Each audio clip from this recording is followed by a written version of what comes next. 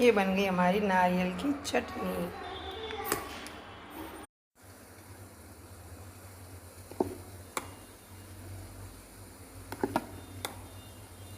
आज लंच में यही है, मैंने और कुछ नहीं बनाया है। इडली बनाने वाली हूँ, थोड़ा सा डोसा बना दूँगी प्लफ़ी वाले, एंड बस दैट्स इट।